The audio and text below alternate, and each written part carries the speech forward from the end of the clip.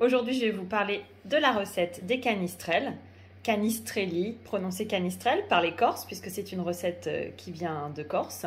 Donc ces canistrelles, aujourd'hui, moi je les ai fait aux pépites de chocolat, comme vous le voyez sur la vidéo, mais on peut très bien les faire avec, vous le verrez, j'en parlerai plus tard, avec tout un tas d'autres ingrédients. Ça peut même être nature.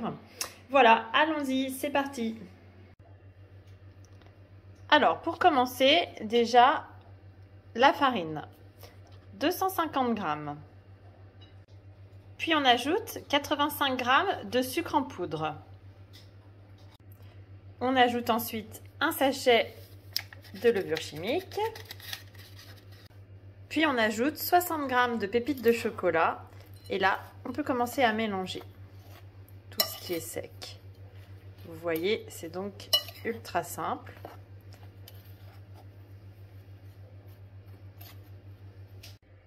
On verse ensuite 80 g d'huile. Voilà, faites attention, ça va vite. C'est toujours facile d'être très précis.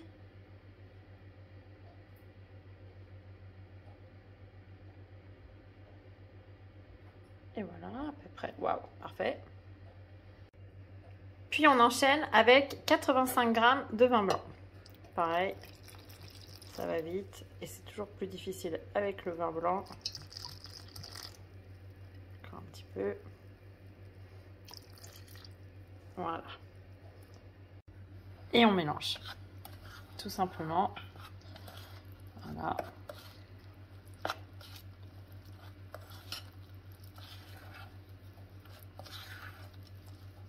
Ça commence à former une boule. Voilà, on y va. On écrase avec la cuillère tout en mélangeant de manière impeccable à ce que la farine soit bien imprégnée des liquides. Et voilà, c'est déjà prêt. Voilà, on transverse ensuite la pâte. Vous voyez, ça forme une pâte facile à manipuler, assez molle quand même et pas trop dure. Et on va tout simplement l'étaler au rouleau. Alors après, selon les goûts de chacun, plus ou moins fin, plus ou moins épais. Moi, j'aime bien quand ils sont pas trop fins. Donc voilà, je me cale par rapport au bord de ma plaque à cuire. Voilà, on étale tout simplement pour donner l'épaisseur souhaitée, sachant que ça va évidemment gonfler en cuisant. Donc ce n'est pas la taille finale. Vous voyez, là, moi, j'ai à peu près 1 cm d'épaisseur. Ensuite, on va tout simplement, avec un couteau sans appuyer trop fort pour ne pas abîmer sa plaque de fond, découper des petits biscuits. On peut s'embêter si on le souhaite, alors redonner une petite forme rectangulaire. Moi, j'ai décidé de faire comme ça, mais ce n'est pas une obligation. Voilà. Et on les espace en laissant un petit peu de place, parce qu'à la cuisson, comme je le disais, ça va gonfler.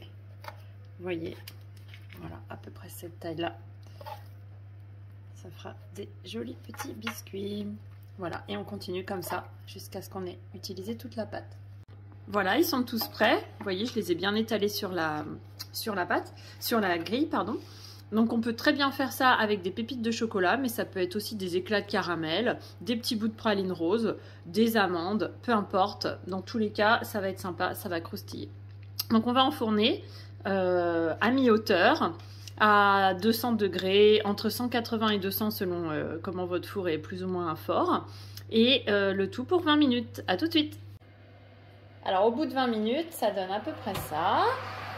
Pour savoir s'ils sont assez cuits, on appuie. Oh là, ils sont un peu trop mous encore. Vous voyez, quand c'est encore un petit peu trop mou comme ça, c'est que c'est pas encore assez cuit. Il faut attendre encore un petit peu, donc je le remets 3-4 minutes.